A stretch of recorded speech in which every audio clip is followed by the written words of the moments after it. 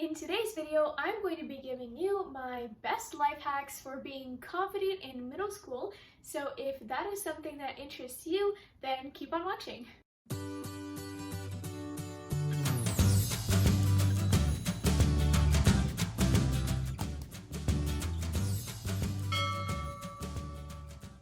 Have your homework done the day before it's due. Okay, I know this may not sound like a confidence tip, but having your homework done the day before it's due will actually probably benefit you a lot because teachers really like to ask about the homework before it's due so that they can see which students have started the homework or maybe even completed the homework. So if they ask that kind of question and you're able to confidently answer it because you already did the homework, then that shows that you are confident and the teacher will really like you for that. Answer questions like you know the answer.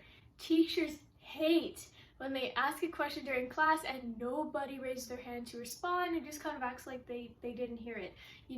Teachers really don't like that. So they'd really rather you raise your hand and try your best and maybe get it wrong, and that's okay. Teachers really want you to give your best educated guess based on what you've already learned in class or what you already know in general. Put some actual thought into it before saying the answer rather than just a random guess. And it's always best to try and sound the most confident that you can be. I mean, not super cocky if you don't really know the answer, but confident in yourself and your abilities. And if you get it wrong, it's okay. Let's go through a few scenarios and you can decide for yourself which seems like the best possibility to you. All right, class, what's 6 times 4? Yes, you over there. Was your hand up? I think it was, but go ahead and answer. Okay, I'm not really sure, but I think it might be 26. I don't really know though, I could totally be wrong. Nope, that's not it. I'm gonna call on somebody else then, and you can think about that. Susie over there, what do you think the answer is? Alright class, let's start with this one. What's 6 times 4? Yes, you right there. 26? That sounds like you're not really sure and like you're asking a question. And if you're asking if it's 26, then no, it's not 26. I'm gonna move on to the next person. All right, class, what's 6 times 4? Yes, you right there. See, class, that's how you raise your hand. I believe the answer is 26. Nope, that's not it. Thanks for trying though. Oh, alright, I'll definitely get it next time. In the first one, I seem completely unsure of myself. I obviously have no idea what the answer is, and it sounds like I just gave a random guess. And with that, I took way too long to answer with and it just totally wasted the class's time. So that is not the right way to do that. In the second one, I did take less time, but it sounded like I was giving a question instead of giving an answer. The whole point of the teacher asking me the question was so I could give an answer. Maybe it's a wrong answer, but it's better than just asking another question back, prompting the teacher to give you some sort of answer. And the teacher really just wants to see you try your best. In the third one, I gave the question a little bit of thought and gave a confident answer. Yeah, that confident answer was wrong, but the teacher recognized that I raised my hand up high and I was confident when I said my answer, even though I was wrong. So they recognized that and told me that they thanked me for even trying at all.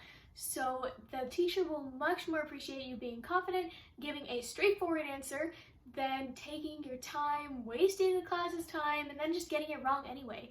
It makes the teacher's job so much easier if you just try your best, and if you get it wrong, it's okay, and your effort will be appreciated nonetheless. Wear clothes that make you happy. If the clothes that make you really confident and happy are the clothes that are super on trend right now and really cute and stylish, that's great, love it. And if the clothes that you really like to wear aren't exactly on trend right now, they're a little bit different or quirky or whatever, that's totally okay too. And if people try to make fun of you for what you're wearing or anything like that, you should respond in a way that shows them that you don't care at all about what they think about your clothes. For example, if someone makes a rude comment about, let's say, your shirt, right? You can either, one, ignore them, and when you ignore them, you don't want to acknowledge that you heard them at all. So don't shake your head or nod your head or do anything that indicates that you heard what they said. Just act like they didn't even speak at all, and that will actually really harm their ego because they want everyone to hear everything they have to say if they're a bully.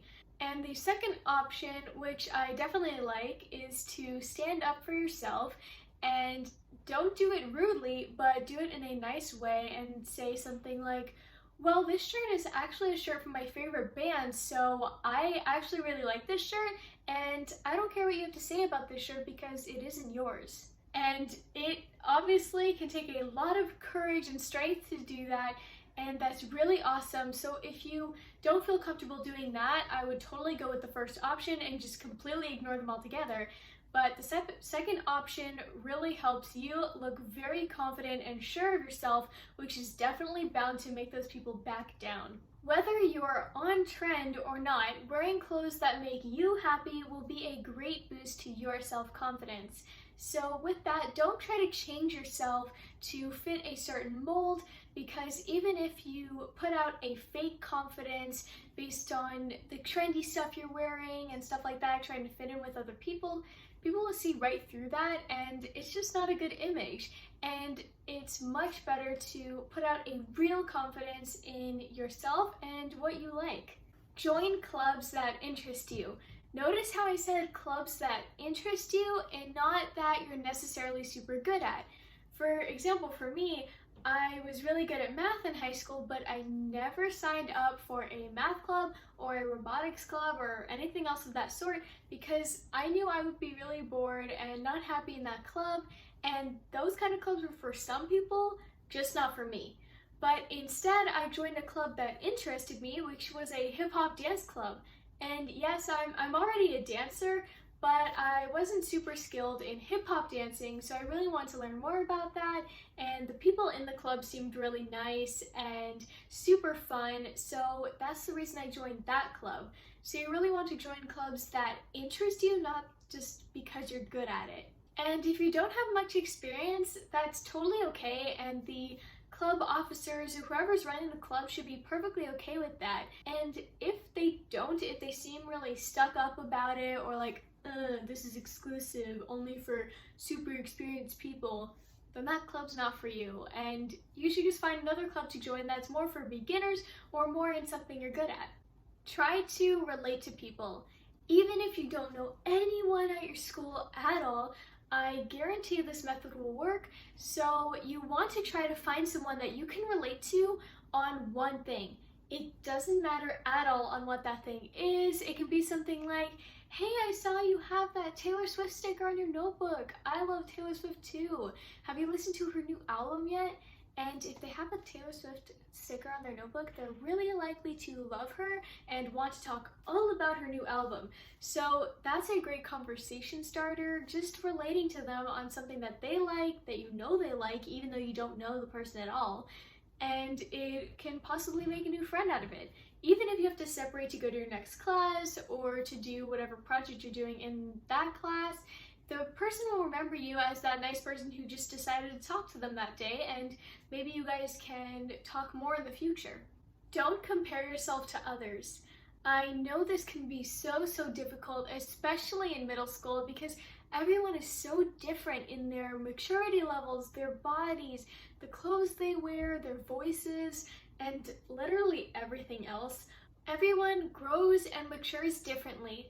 And you just have to try to remember that you aren't alone and that you don't have to make yourself seem older or more mature just to be cool or fit in, because that's honestly really lame. If you just stay true to yourself, you will grow and mature with time and patience, so don't worry about that. Relax. Even though it may seem right now that middle school is the biggest thing going on in your life right now, and it's so daunting and scary and all this stuff, middle school matters so little in the big scheme of things. and it will really be over before you know it. So you'll want to take every opportunity to get yourself out there, meet new people, make new friends, try new clubs, anything. You'll want to just explore and have fun with all of that.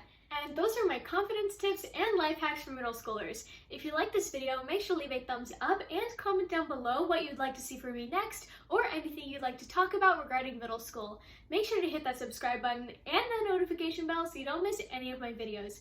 Thank you so much for watching, and I hope to see you soon. Bye!